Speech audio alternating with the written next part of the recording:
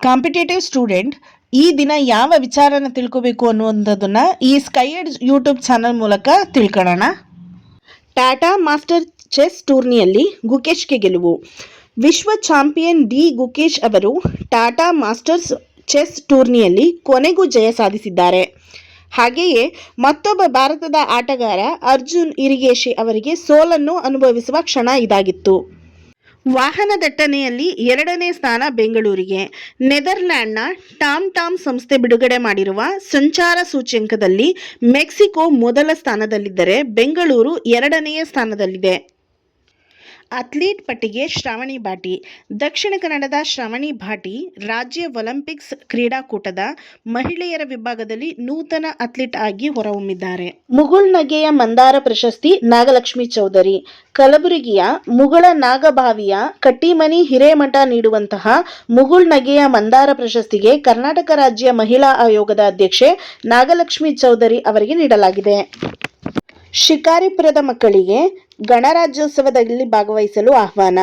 ನವದೆಹಲಿಯ ಕೆಂಪುಕೋಟೆಯಲ್ಲಿ ನಡೆಯಲಿರುವಂತಹ ಗಣರಾಜ್ಯೋತ್ಸವಕ್ಕೆ ಶಿವಮೊಗ್ಗ ಜಿಲ್ಲೆ ಶಿಕಾರಿಪುರದ ಮೊರಾರ್ಜಿ ದೇಸಾಯಿ ವಸತಿ ಶಾಲೆಯ 2 ವಿದ್ಯಾರ್ಥಿಗಳು ಅತಿಥಿಯಾಗಿ ಪಾಲ್ಗೊಳ್ಳಲು ಅವಕಾಶ ಪಡೆದಿದ್ದಾರೆ. ನೀತಿ ಆಯೋಗ ನಡೆಸಿದ ರಾಷ್ಟ್ರಮಟ್ಟದ ಸ್ಪರ್ಧೆಯಲ್ಲಿ ಕರ್ನಾಟಕದಿಂದ 10ನೇ ತರಗತಿ ವಿದ್ಯಾರ್ಥಿಗಳಾದ MS ಯಶವಂತ್ ಹಾಗೂ ಶಂಕರ್ ವಿಜೇತರಾಗಿದ್ದರು. ಇವರಿಗೆ ಗಣರಾಜ್ಯೋತ್ಸವದಲ್ಲಿ ಪಾಲ್ಗೊಳ್ಳಲು ಆಹ್ವಾನ ನೀಡಲಾಗಿದೆ.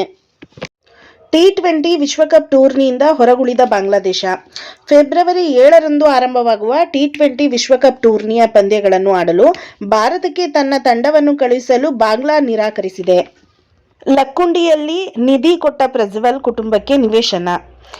ಈಗಾಗಲೇ ಎಲ್ಲರಿಗೂ ಗೊತ್ತಿರುವಂತೆ ನಿಧಿ ಸಿಕ್ಕಿದ್ದು ಲಕ್ಕುಂಡಿಯ ಗ್ರಾಮದಲ್ಲಿ. ಆ ನಿಧಿಯನ್ನು ಸರ್ಕಾರಕ್ಕೆ ಕೊಟ್ಟಂತಹ ಪ್ರಜ್ವಲ್ ಹಾಗೂ ಅವರ ಕುಟುಂಬಕ್ಕೆ ಸರ್ಕಾರವು ನಿವೇಶನ ಕೊಡಲು ನಿರ್ಧರಿಸಿದ್ದು. ಹಾಗೆ ಈ ಕ್ಷಣದಲ್ಲಿ ದೀಪದ ಆಕೃತಿಯೊಂದು ಪತ್ತೆಯಾಗಿದೆ. ಸಿಗರೇಟ್, ಗುಟ್ಕಾ, ಪಾನ್ ನಿಷೇಧಿಸಿದ ಒಡಿಶಾ. ಜನರ ಆರೋಗ್ಯದ ದೃಷ್ಟಿಯಿಂದ ತಂಬಾಕು ಹಾಗೂ ನಿಕೋಟಿನ್ ಆಧಾರಿತ ಉತ್ಪನ್ನಗಳನ್ನು ನಿಷೇಧಿಸುವ ಮಹತ್ ಕಾರ್ಯಕ್ಕೆ ಒಡಿಶಾ ಸರ್ಕಾರ ಮುಂದಾಗಿದೆ.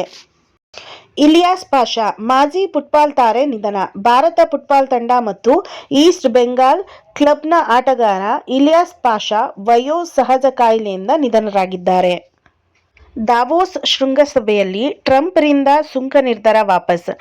ನ್ಯಾಟೋದ 8 ರಾಷ್ಟ್ರಗಳ ಮೇಲೆ ವಿಧಿಸಿದ್ದ ಪ್ರತಿ ಸುಂಕವನ್ನ ಅಧ್ಯಕ್ಷ ಟ್ರಂಪ್ ಹಿಂಪಡೆದಿದ್ದಾರೆ. ಸುಂಕದಿಂದ ಪಾರಾದ ದೇಶಗಳು ಯಾವ್ಯಾವುದು ಅಂತ ನೋಡೋದಾದ್ರೆ Denmark, Norway, Sweden, France, Germany, Britain, Netherland and Finland. ಜಗತ್ತಿನ ಅಕ್ಕಿ ಉತ್ಪಾದನೆಯಲ್ಲಿ ನಂಬರ್ 1 ಸ್ಥಾನಕ್ಕೆ ಭಾರತ. ಜಗತ್ತಿನ 7 ಖಂಡ ರಾಷ್ಟ್ರಗಳ ಹಸಿವು ತಣಿಸುವಲ್ಲಿ ಭಾರತವೇ ದೊಡ್ಡಣ್ಣ. ಕಾರಣ ಅಕ್ಕಿ ಉತ್ಪಾದನೆಯಲ್ಲಿ ಚೀನಾವನ್ನು ಮೀರಿಸಿದ ಭಾರತ. 2025-26ರಲ್ಲಿ 152 ದಶಲಕ್ಷ ಟನ್ ಉತ್ಪಾದಿಸಿರುವಂತಹ ಭಾರತ ಇದನ್ನು ಚೀನಾಗೆ ಕಂಪೇರ್ ಮಾಡಿದ್ರೆ ಚೀನಾ ಅದೇ ಅವಧಿಯಲ್ಲಿ ಅಂದರೆ 2025-26ರಲ್ಲಿ 146 ದಶಲಕ್ಷ ಟನ್ ಅಕ್ಕಿ ಉತ್ಪಾದನೆ ಮಾಡಿದೆ. ಇದು ಈ ದಿನದ ಪ್ರಮುಖ ಪ್ರಚಲಿತ ಘಟನೆಗಳಾಗಿತ್ತು ಕಾಂಪಿಟೇಟಿವ್ ಸ್ಟೂಡೆಂಟ್ಗೋಸ್ಕರ ಮಾತ್ರ. ಯಾರು ಈ ವಿಡಿಯೋನ ನೋಡ್ತಿದ್ದೀರಾ ಅವರು ದಯವಿಟ್ಟು ಈ ವಿಡಿಯೋನ ನಿಮ್ಮ ಫ್ರೆಂಡ್ ಸರ್ಕಲ್ಗೆ ಯಾರ್ಯಾರು ಸ್ಟಡಿ ಮಾಡ್ತಾವ್ರೆ ಅವರಿಗೆ ಸೆಂಡ್ ಮಾಡಿ. ಲೈಕ್, ಶೇರ್, ಸಬ್ಸ್ಕ್ರೈಬ್ ಮಾಡಿ, ಸಪೋರ್ಟ್ ಮಾಡಿ. Thank you.